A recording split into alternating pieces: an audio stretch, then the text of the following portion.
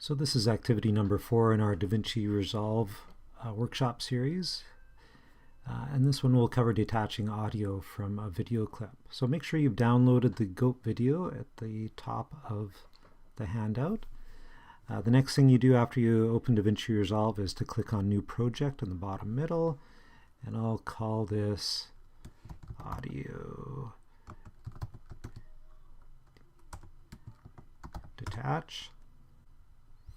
The first thing we do is we click on the Media tab on the bottom left of the screen. I'll click on the folder where I've downloaded my GOAT video, and then I will drag it down into the media clip window at the bottom, and I click Change to accept the updating the frame rate for the video clip.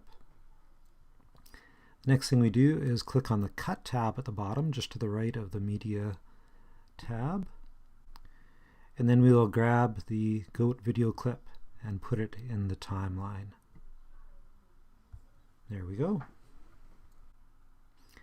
You'll notice here in the timeline that the top 3/4 of the timeline shows the video, and then the bottom quarter or so shows the audio wave for the file.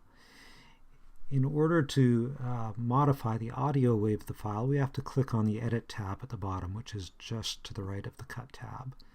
And this separates the video from the audio so that you can work on them separately. So let's say we want to edit this audio at the beginning of the clip where it's quite loud.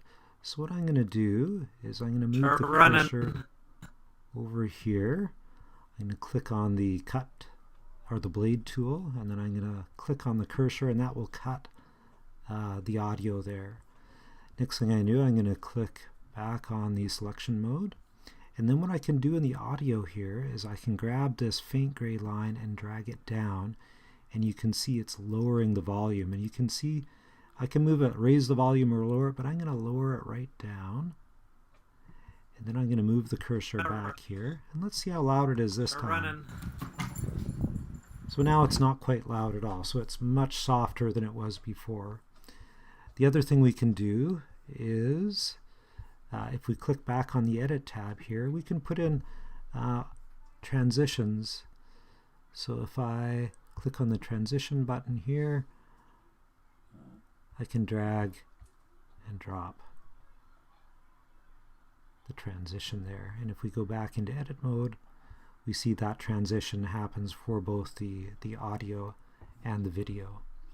Another thing that we can do here, if I select this tab here, we get a little cursor up here, and this allows us to fade in the audio, so it isn't a very choppy transition. And you can grab that dot, oops, and move it around to change the shape of the fade in. So this is actually a pretty useful tool for managing how the audio transition fades in or out. You can use this on the fade out portion as well. You can also separate the audio from the video file by right mouse clicking on it, and then uncheck the link clips here. So now if I just select the audio, I can change it so it's out of sync with the video, or you could move it back into sync with the video. If you want to do just very small changes in that, on a Mac you hold down on the Option on a Windows Alt keyboard, and then you can, holding that down, and then you can use the arrow keys to nudge the audio to the right or left. So if you've got audio and video that are out of sync, just by a little bit, holding down the Option button and then pressing the arrow keys can help you get it back into sync. So removing the audio is really useful if the audio is overpowered by background noise, so you can either remove the audio or lower it down significantly, or if you want to do a commentary track over the video. And you can have multiple audio tracks overlaid to create interesting effects. So for example, someone was a member of a choir, and each choir member recorded their audio, and then she mixed the audio and the video together in DaVinci Resolve in a very cool way. The other thing is if you have undesired or broken audio, you can just remove it and then replace it with other audio. So congratulations, you are finished this last DaVinci Resolve activity.